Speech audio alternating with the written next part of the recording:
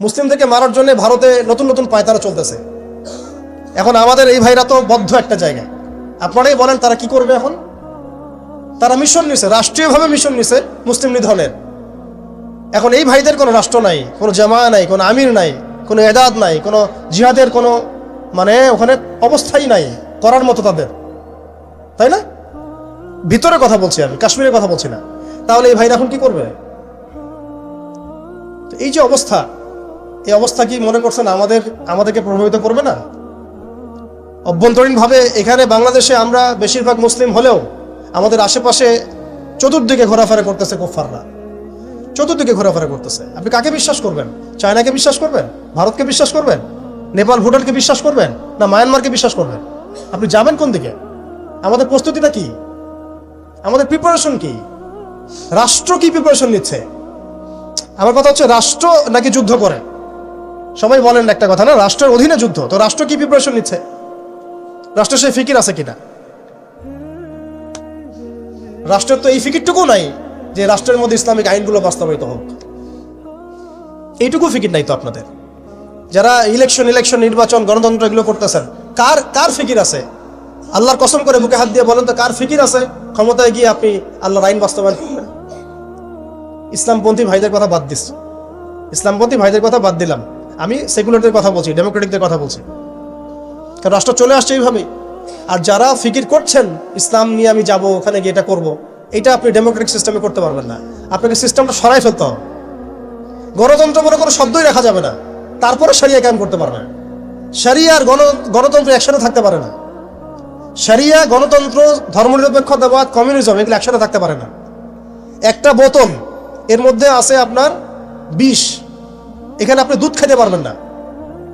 একটা বোতল, এখানে আছে বিষ, আপনি এটাকে 1000 বার ধুইতে হবে, ধোয়ার পরে আপনি দুধ ঢালতে পারবেন, খাওয়ার রিস্ক নিতে পারবেন, তাও খাবেন কিনা সন্দেহ আছে। আর এগুলো তো হচ্ছে মারাত্মক শিরকের বিষ। এগুলো পশ্চিমাদের দাসত্ব করাবে আপনাকে। আমাদের হচ্ছে বড় কান্ট্রি আছে একটা তুরস্ক, একটা ইসলামিক ল বাস্তবায়ন করছে কিনা দেখায়। বড় একটা কান্ট্রি আছে মিশর, দেখায় না আমাকে একটা ইসলামিক ল বাস্তবায়ন করতে পারছে কিনা।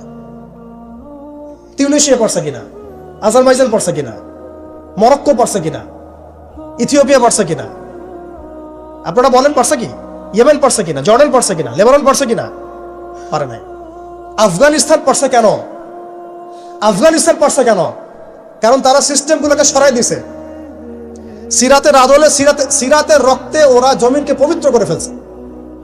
সিরাতের আদলে জিহাদের মাধ্যমে রক্ত দিয়ে পশ্চিমাদেরকে বিতাড়িত করে ওরা জমিনকে পবিত্র করে শরিয়া কায়েম করছে। এটাই শরিয়া কায়েম করার রাস্তা, আর কোনো রাস্তা নাই। আপনি যতই তন্ত্রমন্ত্রের ধার ধারেন না কেন, আপনি কখনোই সফল হতে পারবেন না। লিখে নেন, কাজ করতে থাকেন, দেখেন। ফান্তাজিরু ওয়া ইন্না মাআকুম মিনাল মুনতাজিরিন। কোনো সমস্যা নাই। আফগান পারছে এই কারণেই, কারণ তারা পশ্চিমাদের তন্ত্রমন্ত্রের গোলক ধাঁধায় পড়ে নাই। তারা সিরাতের রাস্তায় হাঁটছে। ওকে, আমাদের সাথে লড়বা, আমরাও তোমাদের সাথে লড়ব। ঠিক আছে, হয় তোমরা থাকবে, না হলে আমরা থাকবো। হয় তাওহীদ থাকবে, না হলে শিরক থাকবে। হয় শরিয়া থাকবে, না হলে তোমাদের তন্ত্রমন্ত্র থাকবে। এই লড়াই যখন হইতে হইতে হইতে এক পর্যায়ে 20 বছর সময় লাগলেও সেটা আজকে বাস্তবায়ন হয়েছে। যেটা আপনার আমার অঞ্চলে 100 বছরও হয় নাই, 50 বছরও হয় নাই। এরপরেও আল্লাহ পাক আমাদেরকে চোখের সামনে কিন্তু মিসাল দেখাই দিয়েছেন। তারপরেও আমাদের মধ্যে বোধোদয় হচ্ছে না, আমরা বুঝতে পারছি না যে কোন পথে হাঁটবো। দেশের যত সমস্যা দেখবেন, মিডিয়া যান, মিডিয়ায় গেলে মনে হবে দেশের সমস্ত সমস্যার হালত এবং সমাধান হচ্ছে একটা বিষয়। মিডিয়ার ভাষায় মিডিয়ায় ঢোকেন, দেখেন কি হচ্ছে। অনেক প্রবলেম দেশের মধ্যে, সংস্কার, এইটা সেটা অনেক কিছু হচ্ছে। ভাবখানা এমন যে সব কিছু থেকে উদ্ধার করবে আমাকে একটা শব্দ, তার নাম নির্বাচন। তার নাম মানে নির্বাচন হলেই সব সমাধান হয়ে যাবে। এটা আমাদের আকীদা, আমাদের চিন্তা এরকম ভাই। একটা মুদির দোকানদারকে জিজ্ঞাসা করেন, সেও এই কথাই বলবে। আবার বুদ্ধিজীবীকে জিজ্ঞাসা করেন, সেও এই কথাই বলতেছে। টকশোতে বসে সেও এই কথা বলতেছে। এমপিকে বলেন, সেও এই কথা বলতেছে। মানে পুরো অবচেতন দাসত্ব, অবচেতন ইবাদত। দেখেন আমাদের অবচেতন মনে আমরা ইবাদত করে ফেলছি গণতন্ত্রের, পশ্চিমাদের, ওদের তন্ত্রমন্ত্রগুলার। ইলেকশন দিলে সব সমাধান হয়ে যাবে? কোন পদ্ধতিতে আপনি দিবেন? দেওয়ার পরে কি হবে? মূলনীতি কি থাকবে? সংবিধান কি থাকবে? সংস্কারগুলো কি কি হবে? আপনি কি আল্লাহর জমিন, আল্লাহর দিন কায়েমের দিকে আসবেন কিনা? এখানে তো অনেক কথা আছে। এগুলোকে সলিউশন না করে XYZ যেই আসো, আপনি আমাকে বসায় দিলে আমি কিছুই করতে পারবো না। সিম্পল, আমাকে বসায় দেন, আমি কিছুই করতে পারবো না। আপনি সবচেয়ে পরহেজগার মানুষটাকে বসায় দেন, সেও কিছু করতে পারবে না, কারণ সিস্টেমটাই তাকে করতে দিবে না। এই জিনিসগুলো আমাদের বোঝা উচিত। উম্মার সংকটগুলো এইভাবে আমাদের আইডেন্টিফাই করতে হবে। যে অনেক লম্বা হয়ে যাচ্ছে, হয়তো আমি শেষ করে দেই এখন। শেষ করি ভাই, অনেক লম্বা করা যাবে না, নামাজের ব্যাপার আছে। এখানে আমাদের ওই হারানো ঐতিহ্যটাকে আমরা বুঝতে পারলাম, আমরা কোথায় ছিলাম আমরা, এটা কি বুঝতে পারছেন? এখন দেখেন আমরা আসি কোথায়। এখন আসি কোথায়? এক বাক্যে, আমাদের সারা ওয়ার্ল্ডে কোনো খিলাফা স্টেট নাই। তারপরে আমাদেরকে এরকম 57টা পিস পিস রাষ্ট্রে ভাগ করা হয়েছে, ওই খেলাফা রাষ্ট্রকে বাদ দিয়ে। এবং প্রত্যেকটা রাষ্ট্রের মধ্যে মোনাফেক শাসক বসায় দেওয়া হয়েছে। একদম খোলামেলা বলে দিল, প্রত্যেকটা রাষ্ট্রের মধ্যে ম্যাক্সিমাম মোনাফেক শাসক বসায় দেওয়া হয়েছে, যারা নিজেরাই পশ্চিমাদের হয়ে সার্ভ করবে এবং আল্লাহর জমিনে তাগুত কায়েম করবে। এবং করেছে তারা এটা। তাগুত কি তারা তো বুঝে না। তাগুত মানে শয়তান। যেখানে আল্লাহর বিধান চলে না, ওখানে শয়তানের বিধান চলে, সিম্পল। এটা 1000 জন বুদ্ধিজীবী মিলেও যদি একটা সংবিধান লিখে আর সেখানে আল্লাহ বিরোধী আইন থাকে, সেটা তাগুত। সেটার নাম কি? তাগুত। এই তাগুত মানে শয়তান। কেউ যদি ওর প্রতি ইমানদার হয়ে মারা যায়, জাহান্নামে যাবে। কেউ যদি ওর প্রতি ইমানদার হয়ে মারা যায়, সরাসরি জাহান্নামে যাবে ইনশাআল্লাহ। কারণ সে তাগুতের দাসত্ব করছে। আর আমাদেরকে বলাই হয়েছিল, ওয়ামা ইয়াকফুর বিত্তাগুত ওয়া ইউমিন বিল্লাহ ফাকাদ ইসতামসাকা বিল উরওয়াতিল ওয়াসকা লা ইনফিসামা লাহা ওয়াল্লাহু সামিউন আলিম। সূরা বাকারায় 256 নম্বর আয়াত পড়ে দেখবেন বাসায় গিয়ে, আয়াতুল কুরসির পড়ে আছে। তাগুতকে কুফরি না করা পর্যন্ত কেউ মুমিন হইতে পারবে না। তাগুতের সাথে কুফরি না করা পর্যন্ত কেউ মুমিন হইতে পারবে না, এটাই বাস্তব। এখন এইভাবে আমাদেরকে ভাগ করা হয়, মুনাফিক শাসক বসায় দেওয়া হয়। শুধু তাই না, প্রত্যেকটা কান্ট্রির মধ্যে ওই 4 দেবতা 5 দেবতা ঢুকাই দেওয়া হয়েছে, ওই যে বললাম আগে। তারপরে একটা ডিপার্টমেন্ট ধরে তারা ধ্বংস করছে, একটা ডিপার্টমেন্ট ধরে। রাজনীতি ধ্বংস করছে, ইসলামিক রাজনীতি সরাই দিছে। অর্থনীতি ধ্বংস করছে, সুদ ঢুকাই দিছে। তার মধ্যে ঘুষ আছে, ইনফ্লেশন আছে, দুর্নীতি আছে, এগুলো তো আছেই। তারপরে সমাজের যে আমাদের ব্যাপারগুলো, সমাজের নীতি নৈতিকতার বিষয়গুলো দেখেন একেবারেই উঠাই দিচ্ছে, দিন দিন উঠাই দিচ্ছে। এখন নাকি আপনি স্ত্রীর সাথে সহবাস করলেও ধর্ষণ হবে। সুবহানাল্লাহ, কি অবস্থা! আর এদিকে আপনি পতিতালয়ে গেলে ওটা হচ্ছে শ্রমিকের কাছে গেছেন আপনি। কি বুঝাচ্ছে আমাদেরকে তাহলে? এটাই তো নাকি? আর স্ত্রীর সাথে একটু জোরাজুরি তো হইতেই পারে, এই জোরাজুরি তো ভালো, এর মধ্যে মহব্বত আছে। আর আপনি নাউজুবিল্লাহ কেউ যাবে পতিতালয়ে, তাদেরকে বলা হচ্ছে তারা শ্রমিক। তার তসলিমা নাসরিনকে আমরা এখান থেকে বিতাড়িত করছিলাম কেন? ঘুরে ফিরে তো সেটাই আসতেছে। সমাজকে ধ্বংস করছে, অর্থনীতি ধ্বংস করছে, রাজনীতি ধ্বংস করছে, মিডিয়াগুলো ওদের হাতে নিয়ে নিছে। মিডিয়া হাতে নেওয়া মানে হচ্ছে দিনকে ওরা রাত বানাই দেবে, রাতকে দিন বানাই দেবে। আর আপনারা তাদেরকে এত বিশ্বাসও করেন, অনেকে একটু ইসলামিক নিউজ করলে আপনারা বিশ্বাসও করেন। আসার সময় যে আমরা মাওয়াদি আসলাম, ওখানে দেখবেন একটা পোস্টার আছে বড় করে, সেটাতে লেখা আছে যে ওই যে আবু সাইদের ছবি দেওয়া আছে কি নতুন বাংলাদেশে স্বাগতম না, এরকম কিছু একটা। নিচে লেখা আছে প্রথম আলো। দেখেন এদের চরিত্র দেখেন। এরা বিগত প্রায় শুরু থেকে এরা আজ পর্যন্ত এই তাগুতের সার্ভ করছে, ভারতের দালালি করছে, ফ্যাসিস্টের দোষক ছিল। এরা আমাদেরকে জঙ্গি বানাইছে, এরা বহু মানুষকে কারাগারে পাঠাইছে, এরা বহু মানুষের গুমের জন্য দায়ী, খুনের জন্য দায়ী, হত্যার জন্য দায়ী, ফাঁসির জন্য দায়ী। এরা আবার পাল্টি মারলো পরিবর্তিত বাংলাদেশ। দেখছেন? এই হচ্ছে মিডিয়ার অবস্থা। প্রত্যেকটা মিডিয়া ওরা হাতে নিয়ে নিছে, এবং এর সাথে প্রযুক্তিগত উন্নয়ন। আমি তো বলছিলাম যে আমাদেরকে এইভাবে মনিটর করা হতো যে আমাদের ফোনে যদি আপনি একটা কল দেন, মেসেজ করেন, তাহলে আপনি ট্রেস হয়ে যাবেন। এইভাবে মনিটর করা যায়। আপনি গোপনে আপনার স্ত্রীকে কি বলছেন সেটা তারা শুনতেছে আরিফেতে। আমি জানি না আপনি আপনার ওয়াইফকে ফোনে গোপনে কি বলতেছেন। কিছু আলাপ হতে পারে না, অ্যাডাল্ট হতে পারে কিনা, ওইটা তারা রেকর্ড করতেছে। এখন প্রশ্ন হচ্ছে যে এই ওদের যে অগ্রগতি, আমাদের যে অধঃপতন, এই জিনিসটার জন্য কি শুধু তারাই দায়ী না আমরাও দায়ী আছি? শুধু কি তারাই দায়ী না আমরা দায়ী আছি? আমরা আমাদের আগে দোষগুলো খুঁজে বের করব, আমরা নিজেরা আমাদের আগে ল্যাকিংসগুলোকে খুঁজে বের করব। আপনি দেখবেন, খুঁজতে থাকেন, প্রথম ল্যাকিংস পাবেন আপনি, আমি, বেশিরভাগ মানুষই জীবনের মৌলিক উদ্দেশ্য থেকে সরে গেছে। আমরা দুনিয়াদার হয়ে গেছি ভাই। আমরা এই দুনিয়াতে এইভাবে থাকার জন্য আসি নাই। আল্লাহ পাক আমাদেরকে পাঠাইছেন এই দুনিয়াতে দুইটা কাজ দিয়ে। একটা হচ্ছে আল্লাহর ইবাদত করতে হবে এবং তার জমিনে দিন কায়েম করতে হবে। এখানে আমি অন্য কোনো উদ্দেশ্যে আসি নাই, আমরা মুসাফির এখানে সবাই। আল্লাহ পাক বলেছেন ওয়া মা খালাকতুল জিন্না ওয়াল ইনসা ইল্লা লিয়াবুদুন।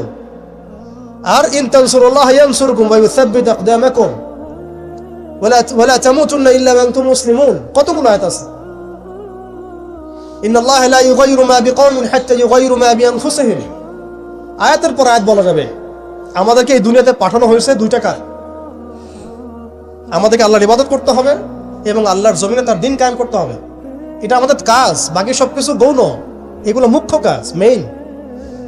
এবং আমাদেরকে দিন দেয়া হয়েছে কেন? হুয়াল্লাযী আরসালা রাসূলাহু বিল হুদা ওয়া দীনিল হক লিইয়ুযহিরাহু আলা দ্বীনি কুল্লি।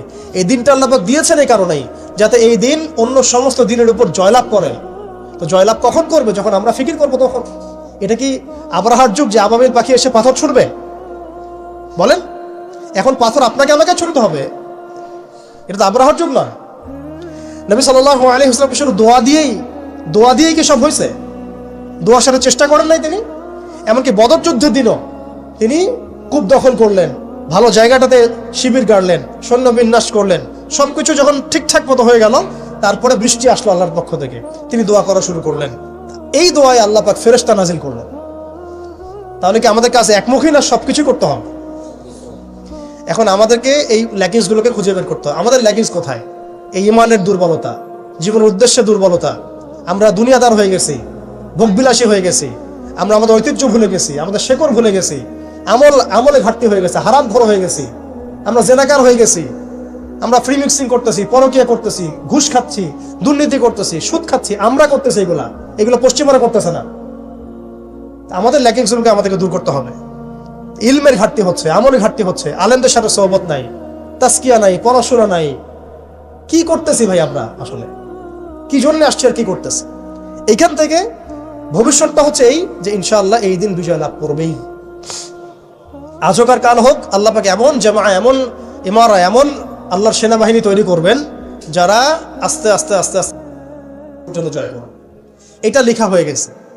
ইমামুল মাহদী আসবেন, লেখা হয়ে গেছে। এমন একটা সমাজ ব্যবস্থা আমরা দেখেছি 1400 বছর আগে, যে সময়টাকে ইতিহাস দুটা শব্দে আইডেন্টিফাই করে, আইয়ামে জাহিলিয়া। এক কথায় আইয়ামে জাহিলিয়া, অন্ধকারের যুগ। অন্ধকারের যুগ, দ্য এজ অফ ডার্কনেস, অন্ধকারের যুগ।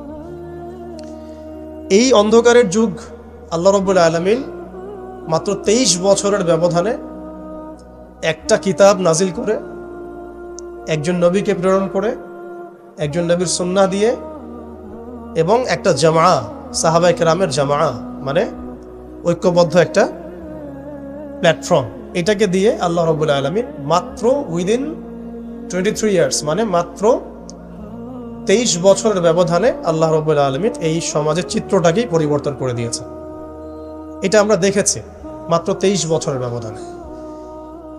তো সিরাতটা যদি আপনাদের পড়া থাকে তাহলে আপনারা বুঝতে পারবেন যে কিভাবে এই পরিবর্তনটা হয়েছে। যাদের সিরাতটা পড়া নাই তাদের বুঝতে একটু অসুবিধা হতে পারে। এই কারণে আমি আপনাদেরকে পরামর্শ দিই, যেভাবে আপনারা কোরআন শেখেন, যেভাবে হাদিসকে গুরুত্ব দিয়ে পড়েন, ঠিক সেইভাবেই নবী মুহাম্মদ সাল্লাল্লাহু আলাইহি ওয়াসাল্লামের পবিত্র জীবনীটাকে শুরু থেকে শেষ পর্যন্ত পড়ে শেষ করতে হবে। তাহলে আপনি ধাপগুলো বুঝতে পারবেন কিভাবে তিনি সমাজ সংস্কার করেছেন। না হলে বুঝতে পারবেন না। কোরআনের একটা আয়াত থেকে আপনি নিজে নিজে একটা দলিল তো বের করতে পারবেন না, একটা হাদিস থেকে আপনি নিজে নিজে একটা দলিল তো বের করতে পারবেন না। সিরাতটা যদি মাথায় থাকে, পুরো সিরাত মোবারক, পবিত্র সিরাত, তাহলে আপনি বুঝতে পারবেন কোন সিচুয়েশনে নবী সাল্লাল্লাহু আলাইহি ওয়াসাল্লাম প্রেরিত হয়েছিলেন, কিভাবে শুরু করেছেন, কিভাবে সামনে গিয়েছেন, কোন প্রেক্ষাপটে কিভাবে তিনি রিয়্যাক্ট করেছেন, এবং কিভাবে আস্তে আস্তে এই দিনটা অল্প গুটি কয়েক মানুষ থেকে পুরো জাজিরাতুল আরবের মধ্যে ছড়িয়ে পড়েছে, প্রতিষ্ঠিত হয়েছে। এক কথায় দিন কায়েম হয়েছে কিভাবে, এটা বুঝতে হলে সিরাত লাগবে। এটা যদি আমরা 2 মিনিটের মধ্যে বলি, তাহলে প্রথমে নবী সাল্লাল্লাহু আলাইহি ওয়াসাল্লাম ওহী প্রাপ্ত হয়েছেন। সেই ওহীটা হচ্ছে কোরআন এবং হাদিস এবং সুন্নাহ, এবং সেই ওহী দিয়ে তিনি দাওয়াতের কাজ শুরু করেছেন। তিনি মানুষের দরজায় দরজায় যাওয়া শুরু করেছেন। মক্কায় 13 বছর নিরলস পরিশ্রম করে তিনি দাওয়াতের মেহনত অব্যাহত রেখেছেন, এবং দাওয়াতটা ছিল পরিপূর্ণ ইসলামের দাওয়াত, আংশিক দাওয়াত নয়। আমাদের দাওয়াত তার দাওয়াতের মধ্যে কিছু পার্থক্য দেখা যায় অনেক সময়। তার দাওয়াত ছিল পরিপূর্ণ ইসলামের দাওয়াত, আমরা কিন্তু ইসলামের অংশ বিশেষ নিয়ে কথা বলি বেশি। এটা খেয়াল রাখতে হবে। তিনি দাওয়াতের কাজ করেছেন পরিপূর্ণ ইসলামের দাওয়াত, উদখুলু ফিস সিলমি কাফা, এর উপর আমল করার জন্য। এখন এই দাওয়াতের ফলে প্রথম 3 বছর গোপন গোপন দাওয়াত হয়েছে, কিন্তু এই 3 বছরেই এমন কিছু সাহাবী তৈরি হয়েছিলেন যারা পরবর্তীতে বদর, উহুদ, খন্দক, খায়বার কাঁপিয়ে দিয়েছিলেন।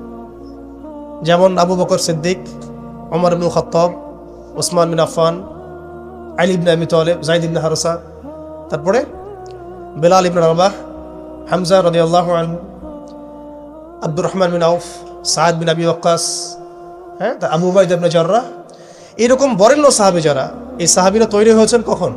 ওই প্রথম সময়ের দিকে, প্রথম 13 বছরে। প্রথম 3 বছর গোপন দাওয়াতে এরকম বরেণ্য সাহাবায়ে কেরাম ইসলাম কবুল করা শুরু করেন। এরপরে দাওয়াতের গতি আরও বেগবান হয় যখন মক্কার শক্তিশালী কিছু মানুষ ইসলাম কবুল করেন, যেমন হামজা রাদিয়াল্লাহু আনহু, ওমর ইবনে খাত্তাব, এইরকম কিছু মানুষ। কারণ তাদের একজনের বক্তব্য বা একজনের অবস্থান সমাজে আরও 100 জনের সমান ছিল, 1000 জনের সমান ছিল। যখন সমাজে দাওয়াতের মধ্য দিয়ে প্রভাবশালী কিছু ব্যক্তি ইসলামের দিকে চলে আসে, তখন ইসলাম শক্তিশালী হয় এবং দাওয়াতটা বেগবান হওয়া শুরু হলো। দাওয়াত যত বেগবান হওয়া শুরু হলো, ততই কাফেরদের নির্যাতন বাড়তে থাকলো। দাওয়াত যত বেগবান হচ্ছিল, নির্যাতনের মাত্রা তত বাড়ছিল। আমরা বিপরীতভাবে বলতে পারি, নির্যাতনের মাত্রা যত বাড়ছিল, দাওয়াতও তত বেগবান হচ্ছে। আজকের বিষয় তাই হচ্ছে। ইসলামকে মুছে ফেলার যত চেষ্টা করা হচ্ছে, ইসলাম ততই ছড়িয়ে পড়ছে, আলহামদুলিল্লাহ। তো এই বিষয়গুলো সিরাত থেকে দেখবেন সব মিলে যাবে। ওই যে আইয়ামে জাহিলিয়াতের বর্ণনা দিলাম, এখনকার বিশ্বে এই প্রত্যেকটা জাহিলিয়াত মজুদ আছে।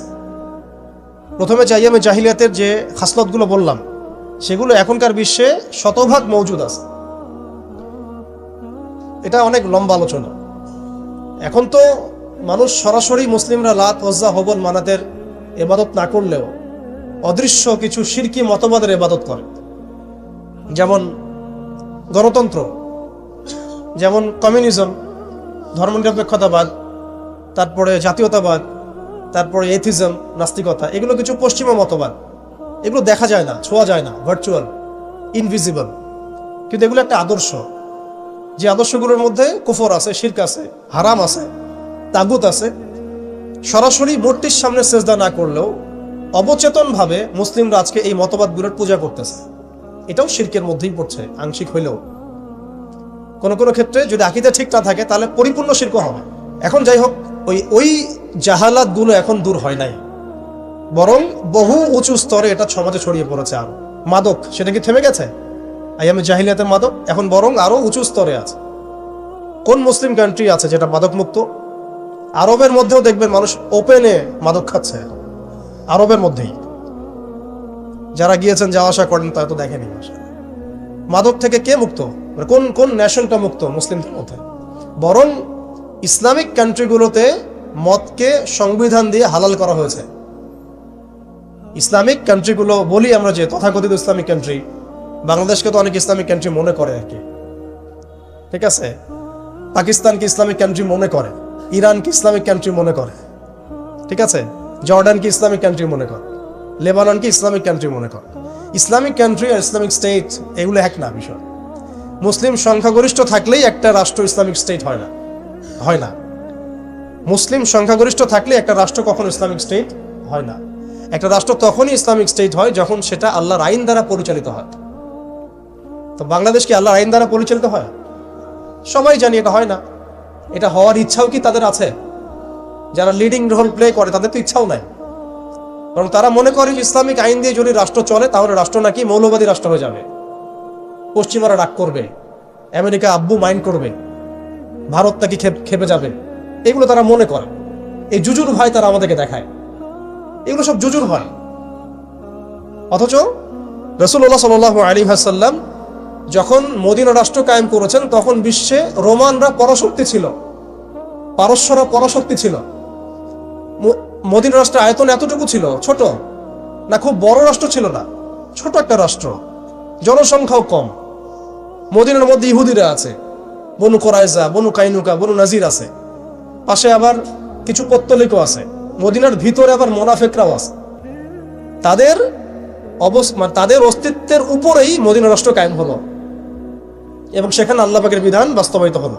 কই তখন তো আমরা এভাবে চিন্তা করি নাই যে রোমানরা খেপে যাবে, পার্সিয়ানরা খেপে যাবে।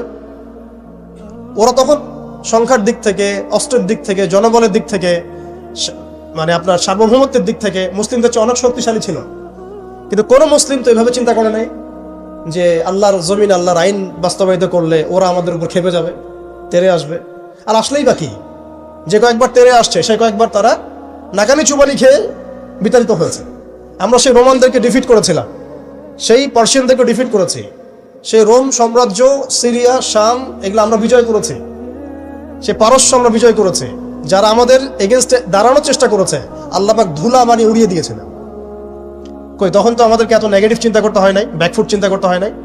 এখন হয় কেন? বিকজ আমরা সেই ইমান, সেই তাকওয়া, সেই আকীদা, সেই আমল, সেই মানহাজের মধ্যে নাই। As simple as that. আমরা এখন সেই অবস্থায় নাই, ইমানের দিক থেকে, আমলের দিক থেকে, তাসকিয়ার দিক থেকে, জামাতের দিক থেকে। সবচেয়ে বড় কথা হচ্ছে দিন পালনের দিক থেকে, আর দিন বোঝা এবং পালন করার দিক থেকে আমরা ওই জায়গায় নাই। আমরা দেখুন দিন পালন করছি আংশিক, যতটুকু আমার পক্ষে পসিবল হচ্ছে আংশিক, বুফের মতো আমরা মনে করছি, যেটা ইচ্ছা নিব, যেটা ইচ্ছা নিব না। দিন তো বুফে না। উদখুলু ফিস-সিলমি কাফা মানে হচ্ছে দিনে আমাকে পরিপূর্ণরূপে প্রবেশ করতে হবে। যখন যেটা আমার সামনে আসবে আমাকে সেটা করতে হবে। ফরজ হয়েছে নামাজ পড়তে হবে, যাকাত ফরজ হলে যাকাত দিতে হবে, হজ ফরজ হলে হজ করতে হবে। আমার এখানে অপশনাল কোনো থিঙ্কিং এর তো সুযোগ নাই। পর্দা ফরজ হলে পর্দা করতে হবে, ইভেন জিহাদ ফরজ হলে জিহাদও করতে হবে।